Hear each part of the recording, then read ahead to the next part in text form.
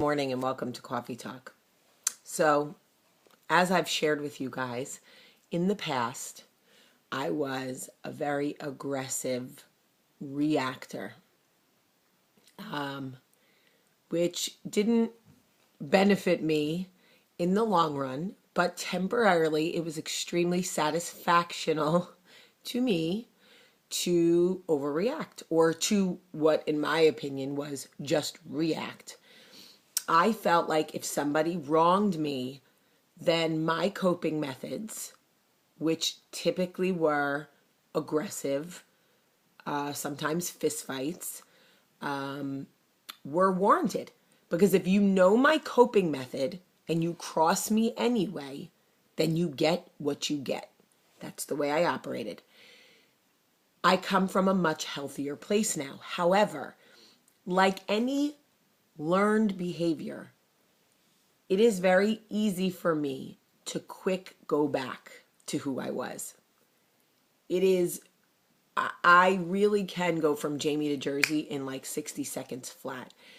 I'm not proud of it, but it is part of my like genetic makeup. I come from a long line of hot-headed Italian women who are quick with their tongues, quick to react. I want to give you an example of what happens to me so you can sort of see how I manage it. Last night, my husband casually mentions that a man in our life made a comment about whatever. Long story short, something about Jersey Belle. This is a man that we see all the time. This is a man that smiles in my face, hugs me, whatever. We spend holidays with. Like, this is a man where I thought, how interesting. We see this person all the time. He never mentioned anything to us at all, but he told someone else. My first issue is, for the people that came and told us, there's a saying, don't tell me why they told you, or don't tell me what they told you, tell me why they were so comfortable telling you. And I swear this is true. When the trusted ear becomes the big fat frickin' mouth, it is the most dangerous situation. Be very choosy who you tell your business to. When you choose a trusted ear, make sure you know that person is ride or die. Like, know it. Don't just think it temporarily because of your situation. Know it. Anyway, so here was the chain of events. Michael makes the comment in passing. I react. I'm out of my chair and I'm like a raging lunatic.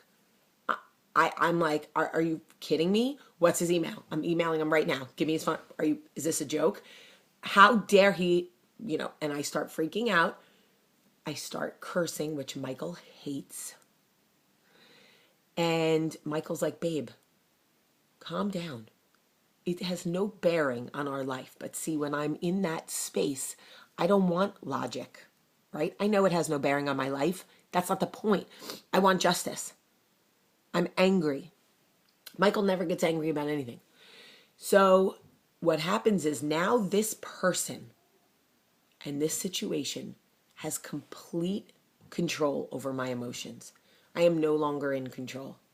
And that is infuriating. That is part of the reason I got healthy.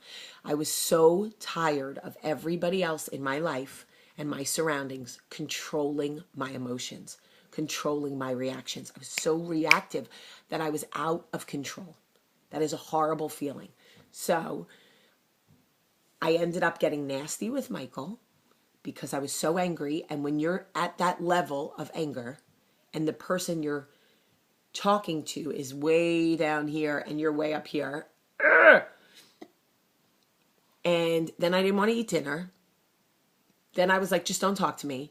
And I thought, after a little while, I thought, oh my God, what are you doing? What are you doing? You have now allowed this person to ruin your entire Sunday night. You yelled at your husband. You're angry. You've cursed 1,000 times, which isn't the person you want to be anymore. You're threatening to beat people up. You're losing your mind. You're not going to eat, because why? Where does that even come in? I don't even know where that came from. And you're like mad at Michael. For what reason? He has nothing to do with this. Don't kill the messenger. So I'm going to be honest with you. I came into my bedroom and I felt like an addict. I wanted to engage in a fight. I wanted to fight with someone, and I don't want to be that person anymore. And I was shaking because I was so angry and frustrated that I felt that there had been an injustice that I couldn't right for myself. So I got close to the window and I hit my knees. Because sometimes when I am at that point, I literally cannot do it by myself. And I sat in stillness and I thought about, if I was my best friend, if the Jamie that I want to be was my best friend, what would I tell myself? And I listened to the Jamie that I strive to be every day tell me that you should never lose sleep over people you don't wake up with. That don't allow anybody to control your emotions to that point. That the reason that they say the things that they say comes from their issues, not yours. And if they smile in your face and they come to the premiere party and they celebrate the show and they say bad things behind your back, that is all them. People see that. A lot of times the new Jamie has to have serious heart-to-heart talks with the old Jamie. I just wanted to show you that I still struggle often with who I used to be. But I am aware that I don't want to be that person anymore. So the lesson I took from this was, do not allow anybody to control your emotions to the point that you become someone you do not want to be. When you are in a reactive state, take a look at yourself. Is this who you want to be? Is the person you're reacting to really worth it? Is it who you wake up to? Is it your immediate family? Is it worth the fight? Because if it isn't, let it go. Like Elsa said, let it go. I love you. Have a great day.